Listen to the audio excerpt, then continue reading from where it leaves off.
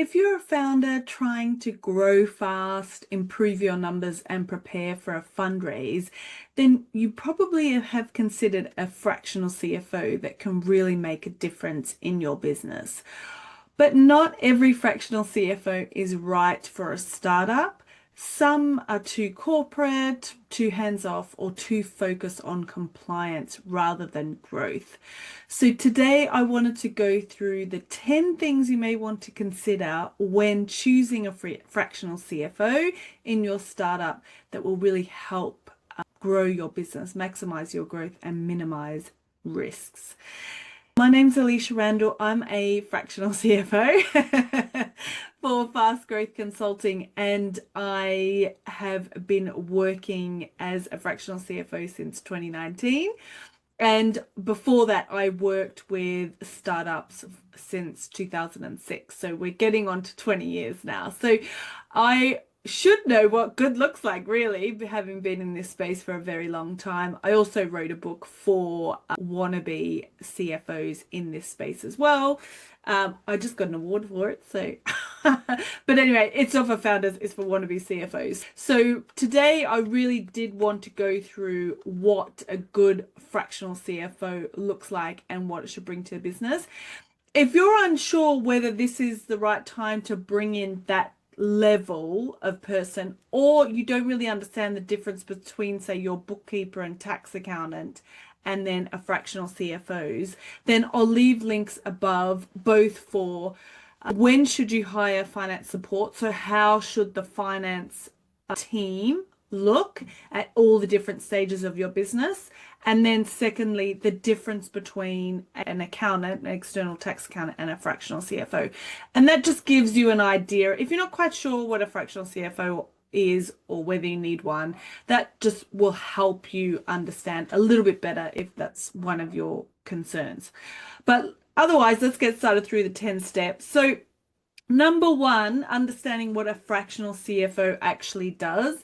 So as I mentioned, those prior videos go through in a bit more detail, but just as a high level, a CFO it's not just really a senior accountant, someone that approves numbers.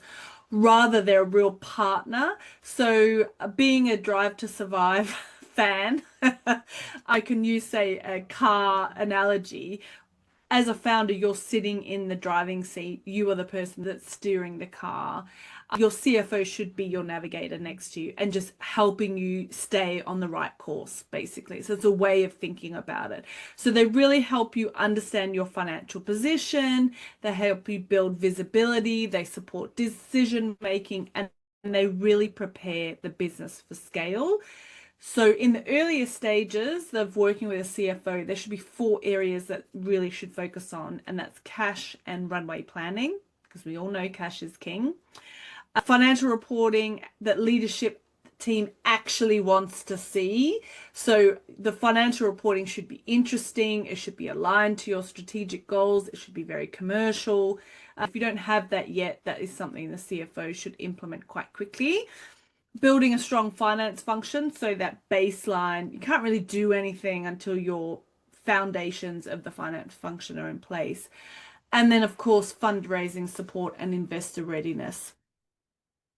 So if you are planning on fundraising in the next 6 to 24 months, then a CFO should absolutely be preparing you for that. So if the CFO you are speaking to, they can't clearly explain how they're going to help you with those 4 steps, then they're not a right fit. Number 2 is knowing when you need one. So I will say most founders do wait too long. I know that because we come into a business and it's such a mess and we think, oh my God, I wish they hired us 12, 24 months ago and they want to fundraise in 6 months. So the benefit of a fractional CFO is you don't really need millions in revenue or a big finance team to bring in a fractional CFO. They are fractional for a reason. You're not paying full-time prices. You're paying very part-time prices for really strategic experience. So basically, you'll need one when the numbers are messy or unreliable, or you don't really know what's going on, not very commercial. You're making commercial decisions blindly. So you're using it based on your guts which is what one founder said to me. I've been in this for 5 years and I'm just making decisions based on my gut instinct. You're gearing up for a fundraise. You don't really understand your margins, and that may not necessarily mean the total margins like gross margin, contribution margin, profit margin. It also may mean product margin or region margin or your separate SKUs or whatever your business model is. You've outgrown your accountant or you're scaling and your ops feels quite chaotic. So as I said, you can read more about this in the timing of when you should hire finance support. Number 3 is to really look for startup experience. So I will say corporate CFOs do often struggle with early stage businesses. Again, I know this because I've worked with them or I've even hired them, someone straight from audit. They used to quite large teams, really heavy infrastructure, slow decision making. And startups, as we know, require someone hands-on, really commercial and used to stretching resources. So ideally you want someone who's worked with startups or scale-ups before, really understands that things sometimes can be a bit messy but at the same time there's a need for rapid change. And they can also get into the details. So they're willing to kind of roll up their sleeves and they're not expecting a heavy finance team to do all the work for them and they just focus on strategy. So this is a huge complaint that we've had before with founders where they've had to let someone go who has amazing credentials. They, potentially have worked with the big four before and then they worked for, say, a big tech company like Microsoft or Google or Amazon. I mean, I've personally worked for Amazon as well. And then they come into a startup and they just can't do what they're supposed to do, and that is get into the detail, deal with mess, try and make sense of things, roll up their sleeves and get in there and make changes quickly. And that's what you need from a fractional CFO, particularly because they're only working part-time or, a couple of days a month. You don't want somebody that's just focused on strategy and not willing to implement change. Number 4 is you really want a CFO who has fundraising experience. I know there's plenty of fractional CFOs out there who work with SMEs, and that's totally fine. One of my closest friends does that. But she doesn't have fundraising experience, and that's because most of the businesses she's worked for don't need fundraising, aren't planning on fundraising.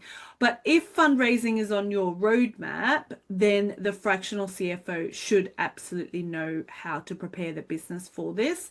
And those tasks include cleaning up your numbers, getting them investor ready, building a finance model that investors will respect and understand, explaining your unit economics, handling due diligence questions, creating the finance section of your pitch deck. So ideally you want a CFO who has done a seed or series A raise before. So check this.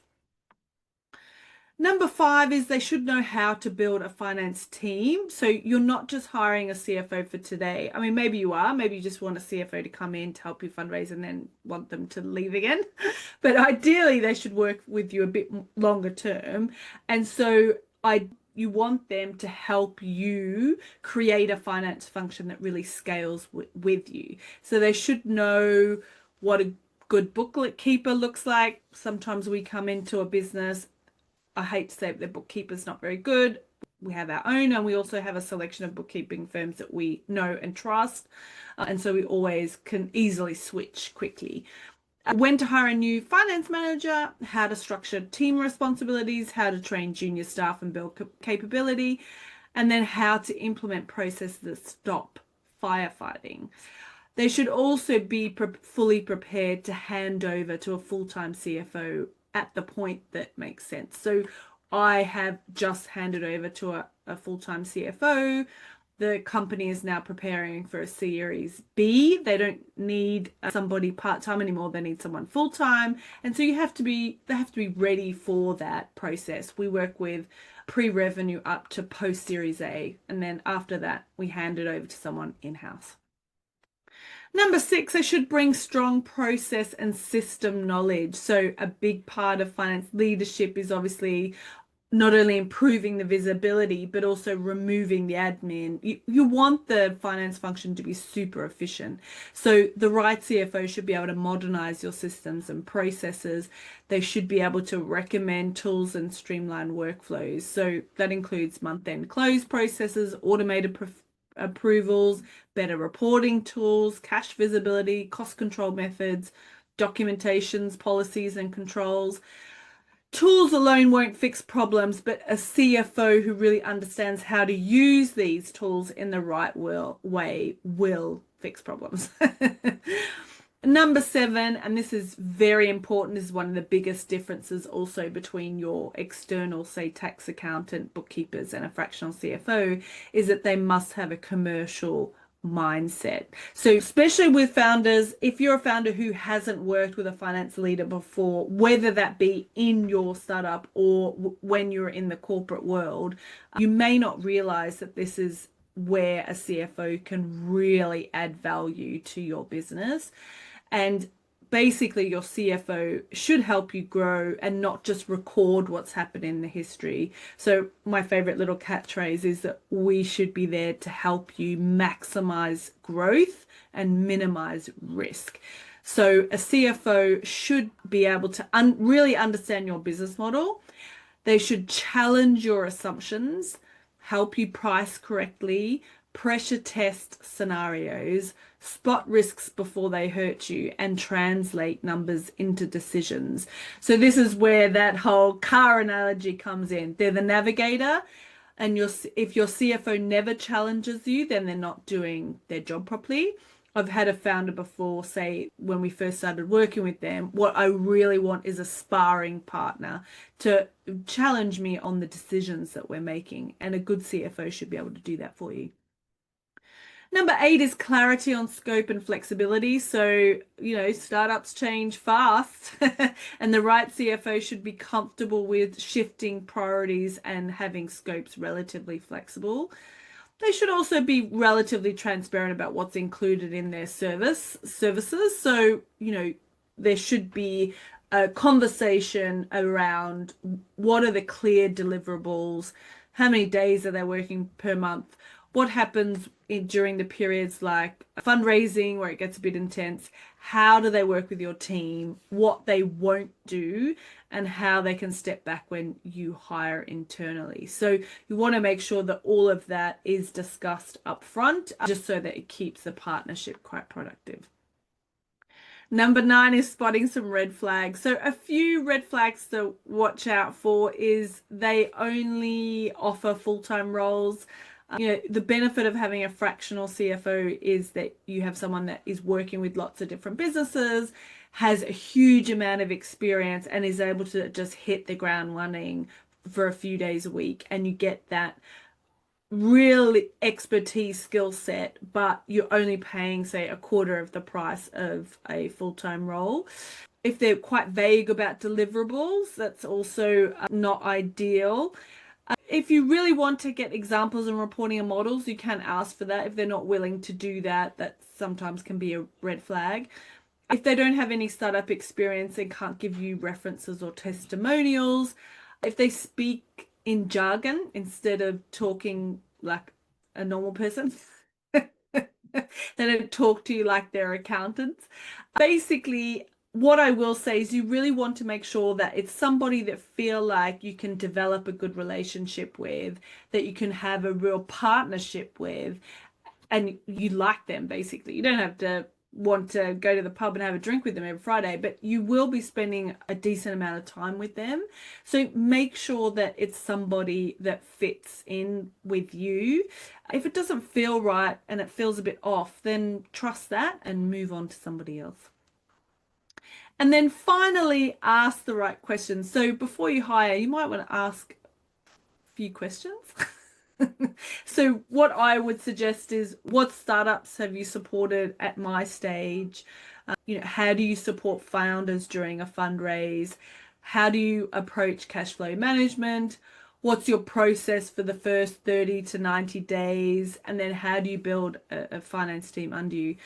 Obviously, you can ask ChatGPT to give you a whole suite of questions, but there's a good start there of ones to help you have that conversation when you're speaking to a potential fractional CFO. So good CFOs should be able to answer those questions that I listed instantly, and ones that don't have the experience won't be able to. So choosing the right fractional CFO is one really important decision that you'll make as a founder, just because it impacts quite a lot: cash, clarity, hiring, investors, your ability to scale. So you do want to take your time, ask the questions, look for someone who's practical, commercial, has experience in startups and scale up.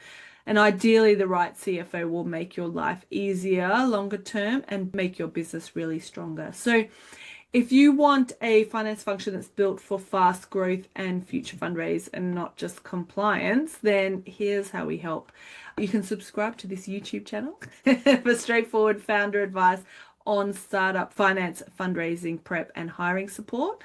We also have a lot of free tools on our website, fastgrowthconsulting.com, such as a hiring calculator, a fundraising checklist. Are you ready to fundraise? We have lots of workshops, so do check out all those free resources as well. We'll leave a link below. And then we also have a 3-month program, Financial Foundations, where you work with my team and we basically get you the numbers investor ready. So we help you with understanding cash, doing a financial and process due diligence, and upgrading your reporting. So if that sounds interesting as well, then just click on the links below and book a meeting with me and we'll have a chat. So thanks so much for watching, and I'll see you in the next video. Cheers.